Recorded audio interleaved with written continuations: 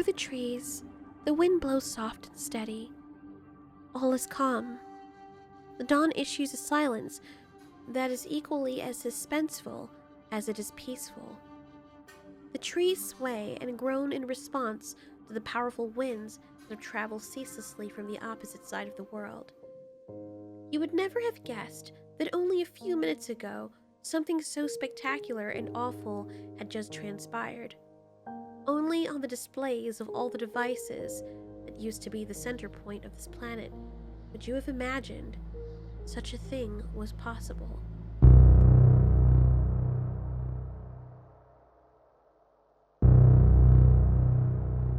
The event. Human beings have a habit of only seeing in the moment. They are taught, in fact, to live in the moment. Compared to the timeline of existence itself, the reign of Homo sapiens is but a microscopic sneeze in the chasm of the expanse and all across time. Because life for them is so short and their understanding so limited, none could ever have actually thought that this event would be the undoing of everything they had accomplished throughout their technological evolution. For all their planning and speculation, no one foresaw the shift. All at once, a massive emission of energy that had been traveling for millions of years in an immeasurable wave, trailing ripple after ripple in every direction throughout the expanse, sailed towards and straight through the Milky Way galaxy and all its solar systems, along with every other galaxy. At a glance of the universe, things may seem unchanged. Things might look normal, the eerie quiet of space ever unchanging. However, if we look closer, we'll discover that the shift has impacted life in ways we never anticipated. The shift. On planet Earth. Colorado, a region in the North American continent with a diverse landscape of arid desert, river canyons, and snow-covered Rocky Mountains, is now a region mostly consisting of lush green grassland and thick tropical forests.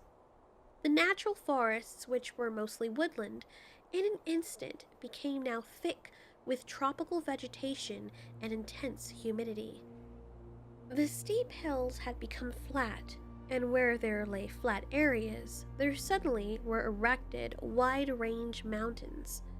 Nothing and no one can explain the shift, but all throughout the universe, what once was no longer. Where there were lakes, there were now deserts. Where there was snow, there was now lush beaches. Where there roamed herds of buffalo, there were now dinosaurs.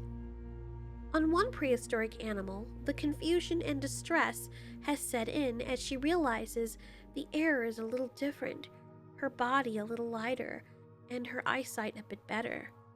She is a Gigantoraptor, an enormous long-necked beast with a beak that measured more than 16 feet or 5 meters in height and weighed more than 1.5 tons, as much as a black rhino. In terror, she runs about, calling for her mate. As she runs on her two powerful ostrich-like feet, she kicks up the soil. This creature, who existed 83.5 to 70.6 million years ago in Asia, which should not be standing here, is now roaming Colorado, which is now a tropical forest. The Gigantoraptor is used to humidity as her environment was very humid. Her family had grown up on the floodplains, and now here she is, in this forest, in a time that is not her own. Beating her tail up and down and waving her neck from side to side, she wails in sadness for her mate. Her mate, and her as well as their families, reigned in terror, experiencing successful hunts each time. And now, she was not only lost, but for the first time in a long time, she is afraid. many light years away from Earth.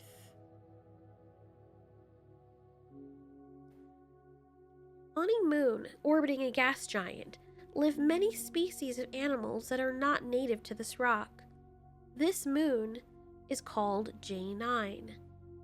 It used to be a lifeless thing filled with canyons, lacking rivers as well as an atmosphere, and virtually no life forms with the exception of microscopic ones. J9 experiences short days and long nights. This cold hunk of rock is now teeming with life. Life from many different time periods and some from other galaxies. There are many species who, when having experienced the shift, died almost immediately, being transferred to a planet or a moon or a celestial body that their body plans were too incompatible with. Some ended up inside mountains, fused within the rocks and instantly crushed. Some in the sky, falling to their deaths. Flying creatures in an instant appeared in the depths of the oceans, only to be instantly crushed by the pressure of many miles of water. Likewise, there were many creatures from the depths that appeared on land and died horrifying and agonizing deaths, their bodies suddenly undergoing an extreme form of the bends. There were creatures from faraway galaxies that dwelled upon oddly shaped celestial bodies with extremely low gravity, who were carted away to planets with high gravity, causing the tall, beautiful, and eerie entities to have their long hair-like legs instantly broken, causing them to collapse into the ground. Their bodies, not equipped with the bone structure to handle such a high level of gravity, they all but imploded into themselves, their wispy bones having become weapons that shattered and pierced every one of their organs. For those who managed to survive, the gravity alone caused their organs to flatten, suffocating them and killing them almost instantly. Some creatures met a somewhat merciful end, teleporting into gigantic stars, incinerating almost instantly before they realized what happened. Many others, on the other hand, would be thrust into a strange new world that is vastly different from their own. Arrival. On J9, a moon that used to be bathed in silence, there was now a choir of shrill cries, screeches, roars, and sounds that were hard to decipher as animal or element, alien to not only this time period, but also to the celestial body. A team of Utah raptors speed by, not caring about the dangers that lie hidden or obvious in this new terrain. These 6 raptors are not meaning to throw caution to the wind. In fact, they have very good reason for their reckless behavior, and it is because, for the first time in a long time, they are the prey. Something large with 6 legs is chasing them, and these creatures are intelligent enough to understand the disadvantage they have. Lucky for the creature that's chasing them, this is its native home. That is, 16 million years in the future. The bullywig is a 17-foot centipede-like entity the size of a bus that carries itself on rolling sacks, allowing it to travel up to speeds of 80 miles per hour. The Utah raptor family can only run up to 40 miles per hour, but as fear envelops them, and with the lighter gravity of this moon compared to their home planet, they find themselves bounding effortlessly forward up to speeds of 70 miles per hour.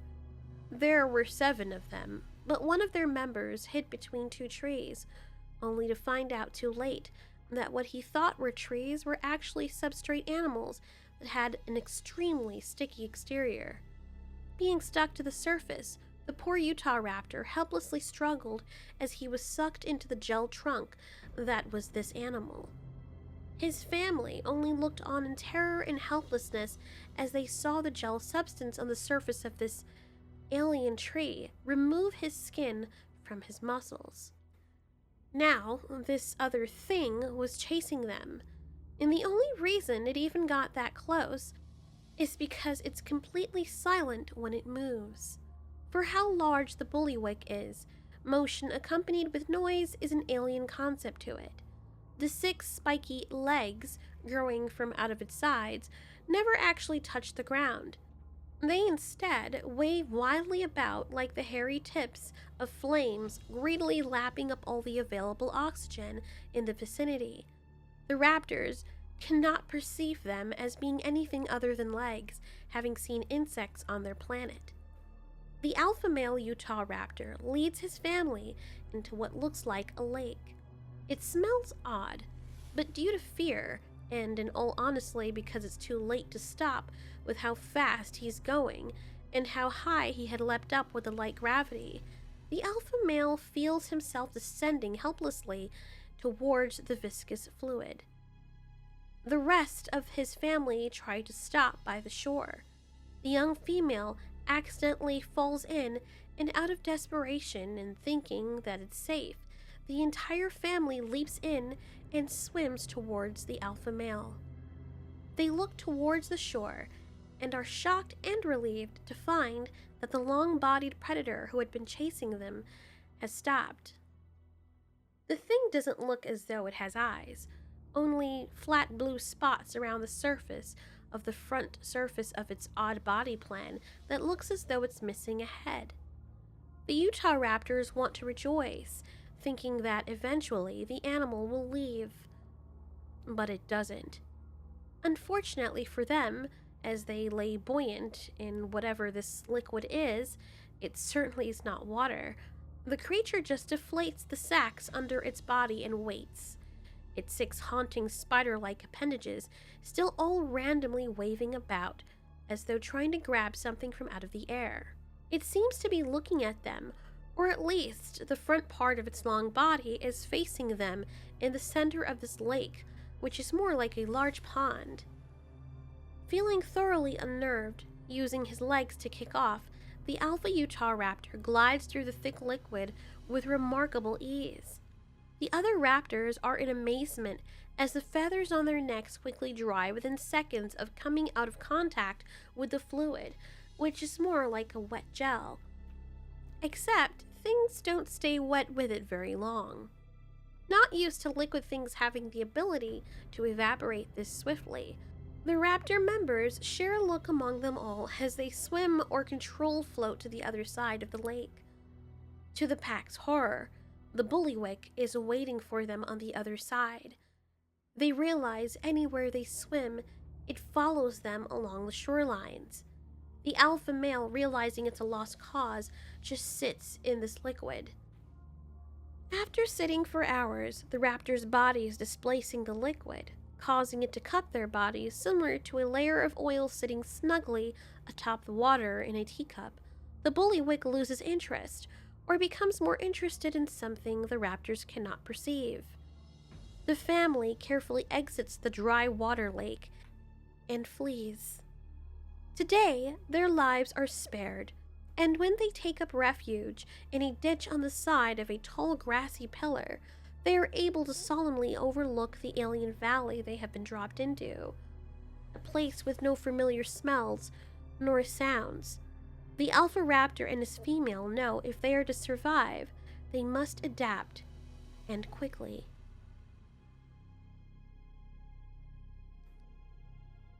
The hub. The alpha female Utah raptor sniffs the air. It's been 2 full days, or at least 2 planet rotations, since the shift.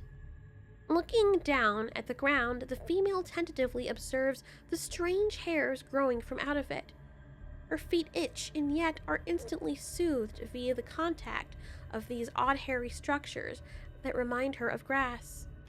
Very thinly constructed and strange-smelling grass.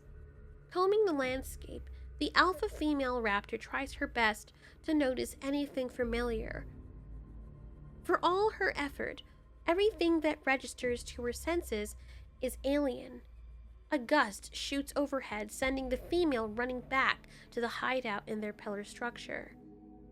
Her family members look dismayed, seeing as she has not brought anything back for them. Having already experienced night on J9, the Utah Raptors know it will be that much harder when the star and planet descend under the horizon. Hours have passed, and the only light that can be seen is being emitted from countless flexible, pentagonal plates growing outwards in every direction from 50-foot high and 20-foot wide pillars. Everything has a bluish-green tint, and the bioluminescence that gives J9's darkest side its ethereal glow seems to pulsate, beam, and ebb for many kilometers. Despite these pillars resembling enormous trees with 5-point plates for branches, they are nothing of the sort. They're closer to actually being called animals. These pillars are called trabines, from the root word trabes, which means large beams. These organisms appear to be largely stationary to the untrained eye, yet they do occasionally flex their plates, which are arranged vertically and diagonally along their entire length. The main action, on the other hand, takes place out of sight. A very thick, rigid, and spiraling cord stretches many miles below the surface of J9. It is here that an exciting discovery is made. These cords attached to the pillars above that seem to function as some sort of modified root all congregate at an endpoint in a hollow space many miles inside this moon. Whether the trabines made this hollow space or whether they took advantage of it is unknown. However, down here, they move effortlessly and lively, as if they'd been waiting all along to be their true selves, but can only be their true selves down here. At the end of each root of the trabine pillars are what seem to be tentacles. These tentacles possess hairs underneath them, the way that suction cups line the underside of an octopus's tentacles. Further into this hollow space, a writhing bundle of these tentacles wrap inside and out the other. Tentacles writhing in a chaotic ball. Here they seem to be exchanging information, passing orbs towards each other. The hairs under their appendages passing the orbs towards their centers. These centers function as their mouth, anus, and reproductive orifices. These creatures are hermaphroditic and very social. They seem to communicate and bond via mating. When the trabines are at rest, they retract the opening, transitioning into the hollow space, and their tentacles fold to form a bulb. Though mating and most activity occur down here, life for these creatures begin much further up and closer to the surface. On tiny bulbs, only a few feet under the surface, new life is growing. Little cords writhe and flit within a membrane. In a few years, they will erupt out of these bulbs as little worm-like entities, and as they grow larger, they will position themselves vertically in the soil until they get large enough to become their own pillars. They will grow many feet into the air and don their own plates, which seem to be used as a means to capture, conserve, and transmit energy to the life hub many miles below the surface. Desperation. The Utah Raptors are hungry. Tiny organisms passing by through the hairy substrates don't smell too appealing. The alpha male makes the daunting decision to lead his pack away from their place of safety. Clearly, they've not found anything to eat here. All the activity must be taking place somewhere else. The alpha male Utah Raptor nuzzles an encouragement to his female, deducing that prey must be where there are other predators. It takes a few hours to reach the wide open field. There, the Utah Raptors make a relieving discovery. Ambling on thunderous legs is a Brontomeris. Relatively young but worse for wear, the sauropod swings its long neck to and fro nervously. The alpha Utah Raptor trills in joy.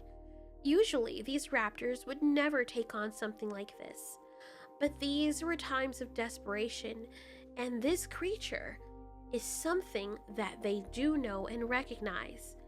Compared to the world they had been dropped in and the creatures they've had to face, this creature might as well have been home for them.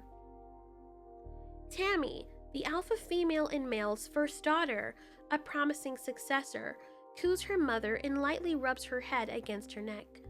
Her two siblings chitter in displeasure, annoyed with Tammy's obvious cries for attention and groveling. Both the mother and father of the Raptor family race in front of the Brontomeris in the hopes that it will come to a halt and focus its attention on them. However, the young male sauropod does not fear the Utah Raptors, for there is something else that has made his bones tremble. Descending from a powerful family of his Titan ancestors that shook the ground before him, there was little that could scare him. But arriving in this world and seeing what he knew he just saw only moments ago causes him, for the first time since he was small, to feel helpless and more ill at ease. Tammy leads her older brother Umbrin and her younger sister Love in for an attack from behind the sauropod. Tammy's boyfriend Hatchet racing at the side to keep the sauropod from turning. But the large creature does something that neither of the raptors expected him to do. He runs right through them, roaring in defiance and fear. The alpha male and female Utah Raptor only stand there momentarily in shock until they are forced to part ways to allow the sauropod to keep running. Not that they could stop him. He's 10 times their size. The 6 raptors look on wondering what could cause a sauropod, especially one this size, to suddenly start galloping away in terror the way it did. Utter hunger and desperation causes Umbrin, the oldest offspring and son of the alpha pair, to chase after the sauropod. In his mind, not knowing whether or not they can safely eat any of the other strange oddities in this world, it is a now or never type of deal if they are to survive. He catches up to the bumbling beast, who is breathing laboriously. Umbrin leaps onto the mighty thigh of the creature, who could easily kill him were something to go wrong. Umbrin can hear his family calling out to him. He notices in that moment how strange their calls sound on this planet when at a great distance. Hanging on for dear life to the sauropod, he makes his way to the neck of the animal and bites down while sinking his claws into it. The Brontomeris hollers and stops, but he doesn't fight the Utah Raptor off. He looks around wildly instead.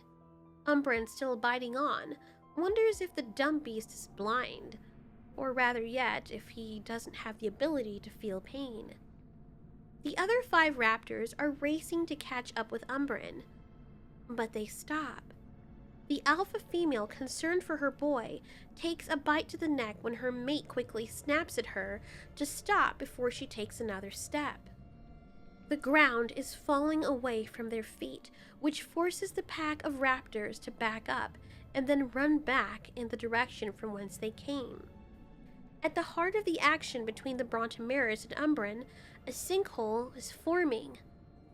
Umbrin, determined to take down this kill for his family, even if it meant doing it alone, still with his jaws held on.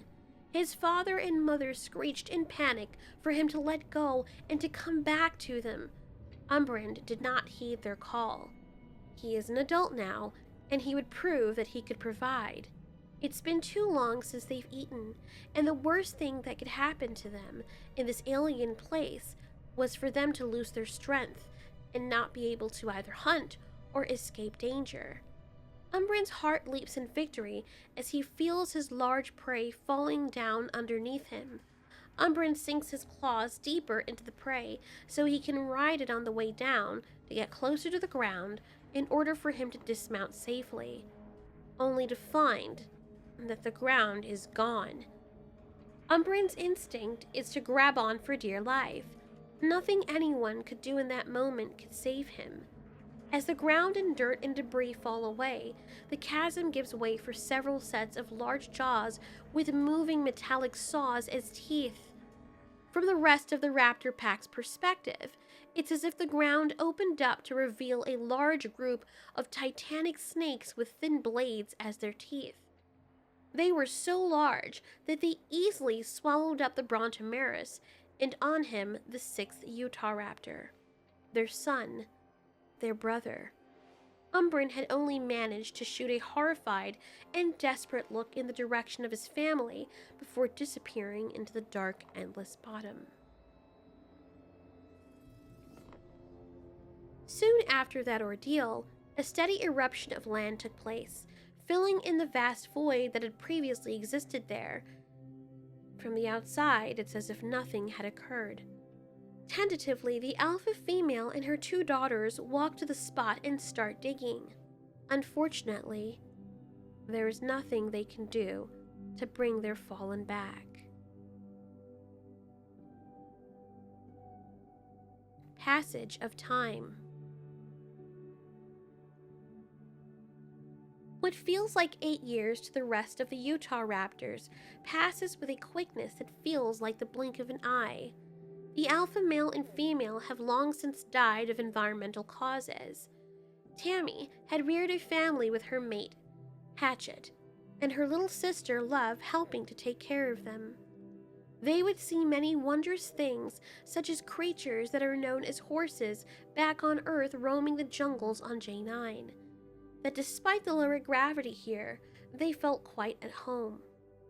But as time passed, creatures and organisms that had suddenly been thrust into the already delicate ecosystems would change and adapt to the sudden pressures, as with the native animals of said ecosystems. On Earth, 6 million years after the shift,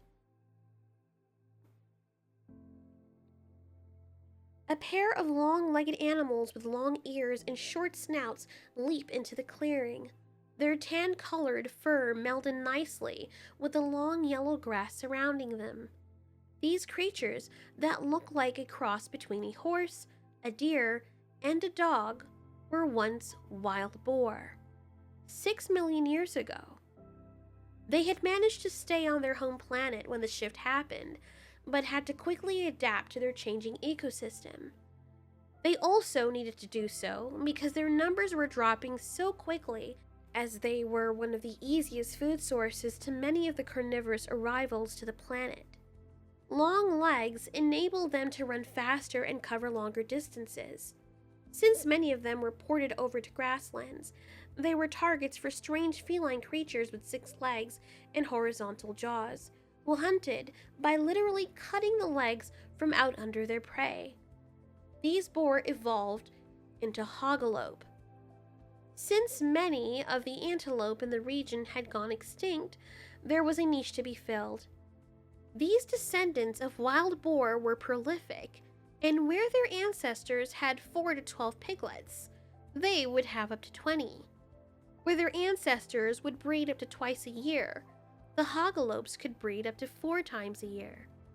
They were still prey, being the target food for many of the alien animals, but they were also opportunistic, eating anything they could manage when their favorite food sources were running low. Stalking this pair of hogolope is a descendant of the Gigantoraptor. Where her ancestors thrived in their old world and old time being up to 30 feet long and weighing up to 6,000 pounds, she was a mere 12 feet long and 800 pounds, a much lighter and more nimble version of her ancestors. Her beak has serrated edges that also function as teeth and hooks to grab speedy and struggling prey. Her legs are a little longer and thinner, while her thighs are even more lean. Her tail has thicker feathers on the end that act as rudders for turning. Her neck a bit shorter to aid in precision with turning and to pack tighter muscles so she can wrestle writhing prey. Her chest cavity is large and more spacious to house more powerful lungs for running long distances. Her forelimbs are much shorter with brightly colored feathers on the underside to ward off enemies. Her eyes are a bit bigger, giving her the ability to not only see in the dark, but also to see long distances. She no longer prefers a humid environment, but a hot climate with lots of room to roam. Her mate is only a little larger than she is and possesses larger feathers on his forelimbs. They are life partners. They accomplish everything together and have already gained parental experience, having raised two clutches. After 6 million years, the descendants of the Gigantoraptor no longer lay eggs, but instead give birth to live young. In this environment, staying in one place is much too dangerous and guarantees total destruction. In a world like this, where the Gigantoraptor descendants can also fall prey to much larger and smaller species alike, their children must hit the ground running. So far, it has guaranteed survival. These Gigantoraptor descendants are called tetraraptors, creatures that, through natural selection, have become the streamlined predators that can clock at 80 miles per hour easily. Cheetahs, the once fastest land animal on Earth 6 million years ago, have long since been extinct. When Gigantoraptors were brought forward in time, many of the creatures they preferred to eat were far too swift for them. At one point, their numbers dwindled to a dismal amount. Because they fed mercilessly on what they could catch in their humid tropical areas, they started to migrate outward. On open fields, Gigantoraptors that were fit and capable of running for extended periods of time thrived. They were the ones who ended up with far more food, and thus bred with other successful individuals. Only the fastest and fittest Gigantoraptors survived, and most of them were of a smaller build, so they didn't have to eat as much, and could run and maneuver faster and sustain less injuries. The ones with a longer stride were also better survivors, and it turns out that the majority of them had longer legs. After a while, since most of them that were surviving were of a leaner build and had longer legs and shorter necks, they became something the females sought to attain, even if they were not necessarily the norm. The way that modern human females see 6-foot-tall men as something to attain, even if they are not the norm. After passing on the genes for being leaner, quicker, and smaller, Gigantoraptors with these features became a normal occurrence, and over time, they became their own species. The colors may be different, and so may the size and several other features, but if you put the Tetraraptor and the Gigantoraptor next to each other, you could still easily see the resemblance. The same cannot be said for the descendants of the giraffe, a creature you would not have thought would survive the shift. It seems surprising that in 6 million years, the giraffe would have undergone such drastic physical changes, but now, you wouldn't know this creature was ever remotely related to the long neck and brown-spotted ungulate that roam the plains of Africa. After 6 million years, the giraffe's neck has gotten half a length shorter and hangs lower in proportion to its body. Its tail had gotten much longer and much thicker, and in many ways more reptilian. The creature's legs are extremely thick, and its body sits much closer to the ground. The nubby horns are now very spiky and long adornments. Its face is now broader and flatter, and its eyes are slightly closer to the crown of its head than they were previously. But what has most changed is its colors. It has lost its distinctive spots and replaced them with long vertical light gray stripes that sit on a dark tan backdrop of plush fur.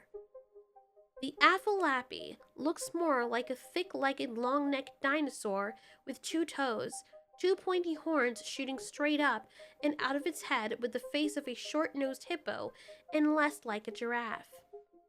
Due to the pressures of new and more aggressive predators, it made more sense for the giraffe kind to stand their ground together defensively rather than flee and get picked off. As a result of these herds being tight-knit, they have formed many social bonds with different members of the herd. Like their ancestors, groups of Aphalappy are called towers. Whereas giraffes did not have strong social bonds, and either of them could leave the group at will, Aphalapi are totally accountable for one another. A young female had left the group several days ago. She is now walking aimlessly into the territory of a very dangerous creature. This creature is a descendant of a prehistoric animal called the velociraptor. These creatures, which started out being the size of domestic dogs, have grown to around the size of an average pony or donkey. Due to their intelligence, they chose to stay together when they encountered members of their species in order to protect one another.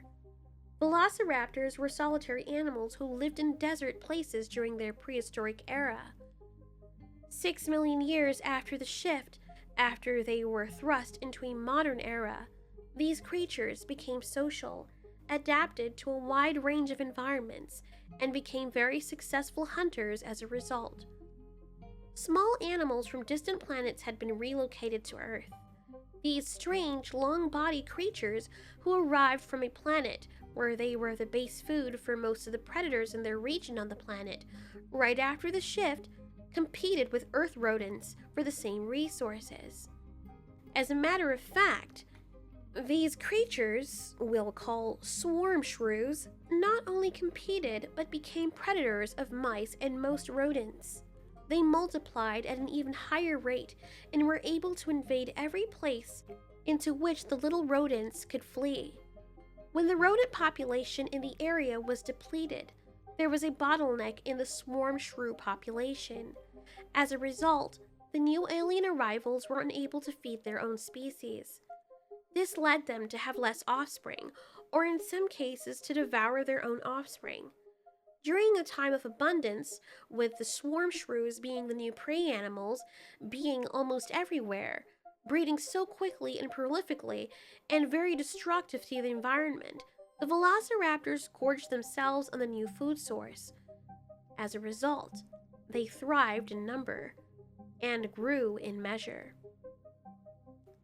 6 million years after the shift, velociraptors have grown in size, lengthened their legs, increased the size of their brains, and have more streamlined faces than before. Their necks are also longer to allow them to see over tall grass while stalking prey, a trait they evolved only 500,000 years after the shift to enable them to hunt their preferred meal more effectively. Of course, now that they are so successful, and there are so many of them, surely enough, tribal rivalry is commonplace. In this region of the savanna, this tribe of velociraptor descendants, their species now called gray Kylie, are on the trail of another tribe. Tribes often invade the territories of their rivals in an attempt to steal females or resources. Oftentimes, they even kill young Kylies in an attempt to control the population of their enemies. No two gray Kylie are alike.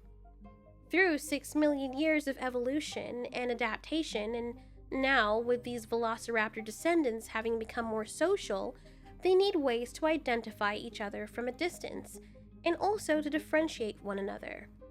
Each Kylie has a call, a song or cry that they emit that sounds different from the rest. Songs are often passed down through generations. If a mother emits a cry with 2 barks, and a father emits a cry with a long bellow, their offspring will each start their songs with 2 barks followed by a long bellow, with the addition of some new sound on the end. What this might mean in Kylie language is, my mother is this person, she mated with this male, or my father is this person, and I am this person.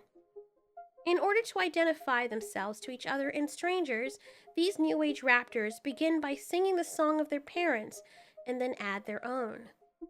In one sense, you can say that this is their name. Whenever they leave the pack, they start a totally different song from scratch as they are no longer connected to their parents. Kylie society is so much more complex, and there is still so much to know about these creatures. But for now, the one thing to take away is that they are ruthless animals.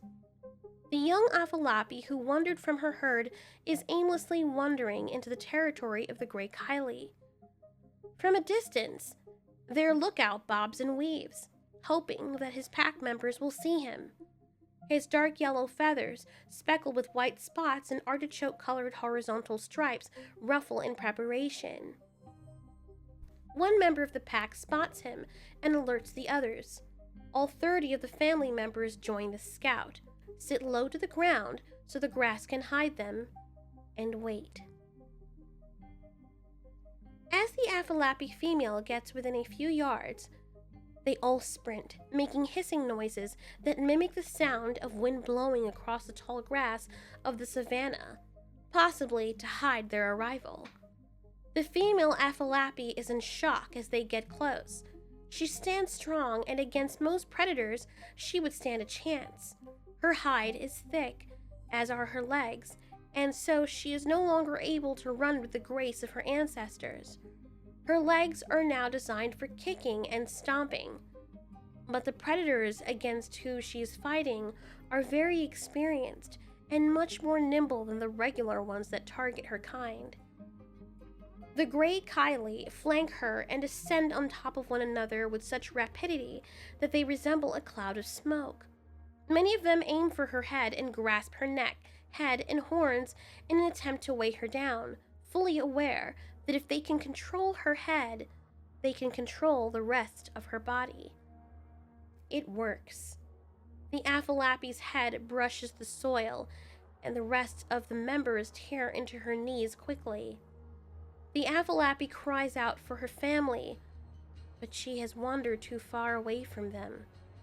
Unable to fight without breaking her neck, the Afalapi begins to tire and lowers herself to the ground, unable to hold her head up. A loud bark is then heard, and the Kylie alert one another, prompting the remaining Kylie to leap away from their victim.